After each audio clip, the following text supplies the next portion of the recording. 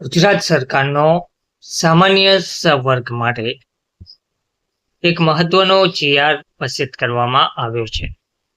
ગુજરાત સરકાર દ્વારા આ પરિપત્ર જાહેર કરવામાં આવ્યો છે, જેમાં 22/2/2022ના પરિપત્રથી સચિવાલયના વર્ગ પરના સચિવ વર્ગ 2 ની જગ્યાઓ ઉપર નિમણૂકોને આવરી લેવા બાબતે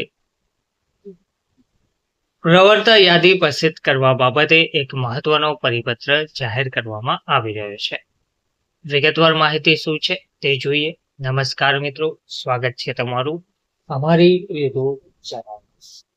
મિત્રો, સચિવાલય સ્ટેનોગ્રાફર સામાન્ય વર્ગ પરના રહસ્ય સચિવ ગુજરાતી સ્ટેનોગ્રાફર ગ્રેડ 1 વર્ગ 2 ની તારીખ 1/4/2026ના રોજથી કામચલાઉ પ્રવર્તક યાદી જાહેર કરવા બાબતે સામાન્ય વહીવટ વિભાગના ક્રમાંક 1 થી મંચાણે હેઠળ તારીખ 22/2/2022ના પરિપત્રથી સચિવાલય સ્ટેનોગ્રાફર સામાન્ય વર્ગ પરના રહસ્ય સચિવ ગુજરાતી સ્ટેનોગ્રાફર ગ્રેડ 1 વર્ગ 2 ની જગ્યા ઉપર તારીખ 31/12/2021 સુધીની નિમણૂકોને આવરી લેતી તારીખ 1/1/2022ના રોજની સ્થિતિ દર્શાવતી ક્રમાંક 169 સુધીની આખરી પ્રવર્તક યાદી પ્રસિદ્ધ કરવામાં આવેલ છે. હવે તારીખ 22/2/2022ના રોજની ઉક્ત આખરી પ્રવર્તક યાદીમાં સમાવિષ્ટ કર્મચારીઓ બાદ તારીખ 1/1/2022 થી તારીખ 31/3/2026 સુધીના સમયગાળા દરમિયાન સચિવાલય સ્ટેનોગ્રાફર સામાન્ય વર્ગના રહસ્ય સચિવ ગુજરાતી સ્ટેનોગ્રાફર ગ્રેડ 1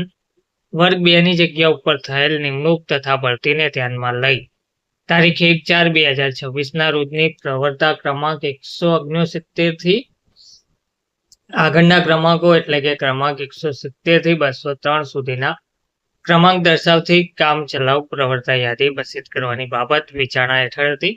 જે પ્રવર્તક યાદી આ સાથેના પત્રક મુજબ પ્રસિદ્ધ કરવામાં આવે છે.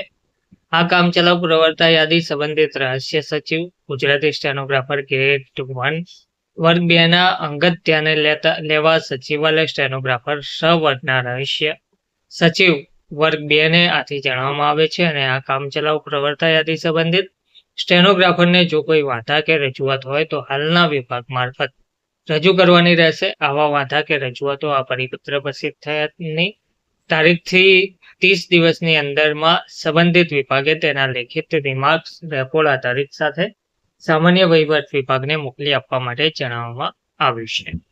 તો નીચે પ્રવર્તક યાદી દર્શાવવામાં આવી છે, જેમાં પ્રવર્તક ક્રમ, નામ, જન્મ તારીખ, વિભાગ, નિમણૂકનો સ્ત્રોત, પ્રસ્તુત સંવર્ગમાં નિમણૂકની તારીખ, નિમણૂકની સંભાવ્ય તારીખ, પુનઃનિર્ધારિત તારીખ, અનુસૂચિત જાતિ, જનજાતિ, શારીરિક શૈક્ષણિક પછાત વર્ગ, આરક્ષિત વર્ગ વગેરે તેમજ નોંધ સાથે આપવામાં આવેલ છે. જે તે લાગતા વળગતા ઉમેદવારો જરૂરથી એકવાર ચેક કરવા વિનંતી છે. ધન્યવાદ.